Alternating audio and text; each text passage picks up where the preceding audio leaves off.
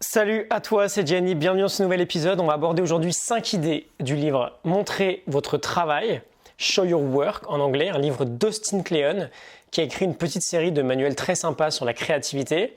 On va parler de celui-ci aujourd'hui, très agréable à lire. Tu peux télécharger la Morning Notes, la fiche PDF du livre en description. Tu as le lien directement. On y va, idée numéro 1. Non, pas besoin d'être un génie.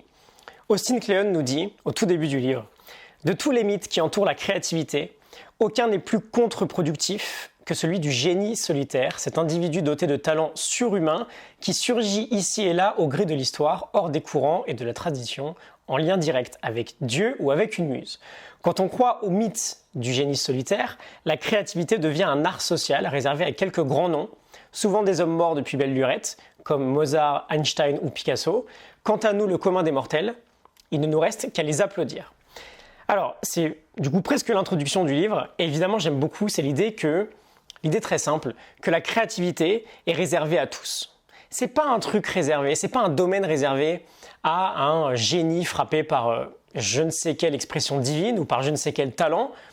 Pourquoi c'est un problème d'avoir de telles croyances ? Parce que ça peut nous freiner. C'est tout bête, mais si on pense qu'on a besoin d'une sorte de génie artistique pour se mettre à créer quelque chose et qu'on pense ne pas l'avoir, on va rester à ne rien faire. Et donc l'une des bases de la créativité, c'est qu'elle se pratique. C'est une habitude, c'est pas un cadeau qui vient du ciel. Et d'ailleurs, Steven Pressfield nous disait que le plus dur, c'est pas la création en elle-même, c'est de se mettre à son bureau chaque matin ou devant son tableau chaque matin. La créativité, vraiment, c'est une habitude. Idée numéro 2, créer avant même de devenir un expert. Et oui, parce que une fois qu'on a fait sauter cette première croyance et qu'on pense qu'effectivement, on est tous capables de créer quelque chose. Et d'ailleurs, je ne parle pas forcément d'une œuvre d'art à la Picasso. Évidemment, j'ai aucune notion de peinture. Je ne vais pas me mettre à peindre quelque chose de remarquable dès demain. La créativité, c'est pas juste de la peinture, du dessin ou de la musique. C'est aussi écrire un livre ou tenir un blog, une chaîne YouTube, peu importe. C'est tout ce qui implique une création d'autre part. D'ailleurs, c'est l'angle qu'aborde Austin Kleon, la création notamment si on veut vivre de quelque chose ou partager une expérience sur Internet. Bon, une fois qu'on a fait sauter cette croyance, que la créativité est réservée au génie, on peut se mettre à créer. Mais est-ce qu'on va avoir vraiment envie de partager son travail ? Pas forcément, pas tellement, parce que c'est complètement imparfait encore. Et c'est normal, on débute, mais on va nous juger et nous, si on le partage, on va montrer aux autres nos défauts. Et Kleon nous dit, j'ouvre les guillemets, la meilleure façon de montrer ce que vous savez faire et de réfléchir à ce que vous voulez apprendre et de vous engager à l'apprendre en public. Pour l'instant, oubliez l'argent ou votre carrière, n'essayez pas de devenir un expert et portez haut et fier les couleurs de votre amateurisme, publiez ce que vous aimez et les personnes qui s'y intéressent viendront à vous directement. Je ferme les guillemets. C'est très intéressant. Si tu débutes, imagine que tu veux lancer, un blog sur le basket. Ok ? Et tu débutes dans le basket, tu vas peut-être avoir forcément un syndrome de l'imposteur. Parce que des milliers de gens en savent plus que toi. Mais tu n'as pas forcément à te sentir légitime. Tu expliques que tu débutes, que tu es un pur amateur et tu documentes ton parcours. Tu documentes ton apprentissage. Entre parenthèses, c'est précisément ce que je fais depuis le début. Et bien sûr, aujourd'hui, je sais que j'en sais beaucoup plus qu'il y a 3 ans, quand j'ai commencé. Mais je sais aussi que dans 10 ans, j'en saurai plus qu'aujourd'hui. C'est juste un voyage en fait. Tu commences ton partage dès le premier jour.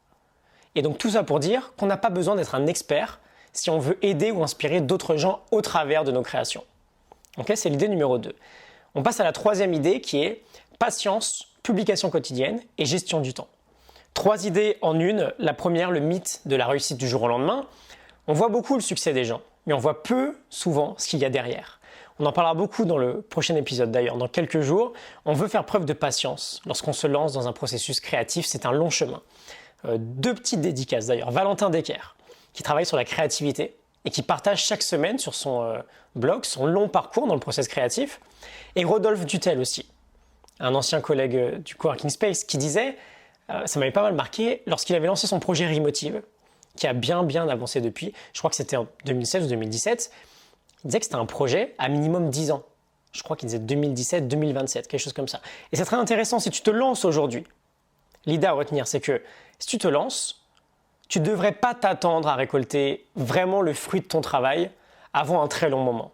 Ok, faut être patient, pardon. Cleon insiste pas mal aussi sur la publication quotidienne, être sur le pont tous les jours, c'était aussi une notion de Steven Pressfield. Et donc enfin, la gestion du temps, on a souvent cette excuse de ne pas avoir assez de temps. Et il nous dit, je vous les guillemets, ne dites pas que vous n'avez pas le temps. Nous sommes tous débordés dans nos journées, mais nous avons tous des journées de 24 heures. Vous trouverez le temps si vous vous en donnez la peine, je ferme les guillemets. Est-ce que le temps est souvent une excuse pour toi? Je te pose la question. Idée numéro 4, devenir un bon compteur. Il nous dit vos travaux ne parlent pas d'eux-mêmes. Et Paul Bloom disait aussi, lorsqu'on nous montre un objet, un aliment ou un visage, la valeur que nous lui donnons, notre degré de plaisir, dépend énormément du récit qui l'accompagne. On aime savoir d'où viennent les choses. On aime savoir comment et pourquoi elles ont été faites. Les mots ont une grande importance. Et lorsqu'on partage son travail aux autres, on veut justement apprendre à toucher notre audience avec des mots bien choisis. Et il nous dit, vous devez savoir ce qu'est un bon récit et comment le raconter. Donc ça peut être une belle compétence à développer prochainement si jamais le partage t'intéresse, savoir raconter des histoires. Et enfin, idée numéro 5, déconnecter pour booster sa créativité. Une très grande idée quand on parle de créativité, c'est vraiment un classique. C'est très difficile de rester créatif, de créer de l'intérieur, lorsqu'on est sans arrêt dans la réaction vis-à-vis du monde qui nous entoure. Sans arrêt devant un écran ou une quelconque stimulation. J'en parle déjà énormément, on avait fait une grosse série d'épisodes sur les vertus de l'ennui, et l'ennui et la solitude, il y a un peu moins d'un an je crois. On veut apprendre à déconnecter, à sortir un peu sans son smartphone par exemple, aller faire une petite balade tranquillement, sans pression. C'est un bon moyen de recharger et surtout d'avoir des idées. Si tu te demandes pourquoi, très souvent tu as des idées quand tu es en forêt, quand tu es dans ton lit, quand tu es dans la douche, c'est parce que ça travaille. Tu crées intérieurement quand tu n'es pas dans la réaction. Quand tu n'es pas devant un écran potentiellement. Donc 5 idées du livre Show Your Work, montrer votre travail d'Austin Kleon, c'est la VF que je te présente là. J'avais lu une première fois le livre en VO il y a 1 ou 2 ans, elle est très bien traduite, la VF, donc tu peux foncer si ça te dit, pardon. Tu peux télécharger la Morning Note en description, la fiche PDF qui accompagne le livre avec les 5 idées. Et alors juste avant de te laisser, une dernière petite idée du livre, 30 secondes, c'est assez marrant. Dernière citation, il nous dit « Ma femme aime dire, si quelqu'un vient pisser dans ton salon, tu ne vas pas en plus lui offrir à boire. Les commentaires indésirables sont de la même trempe, des tâches à nettoyer et à faire disparaître. » C'est super intéressant, c'est comment on gère les trolls en fait. On ne les nourrit pas, on les dégage. Si quelqu'un vient pisser dans ton salon, tu ne vas pas lui offrir à boire. Voilà, je te laisse là-dessus, j'espère que ça te parle, que ça t'inspire. Je te retrouve très vite pour un nouvel épisode avec un bouquin que j'ai hâte de te présenter, qui vient d'intégrer directement mon top 10, tellement il m'a inspiré. Je te retrouve très vite, à très bientôt, excellente journée, salut.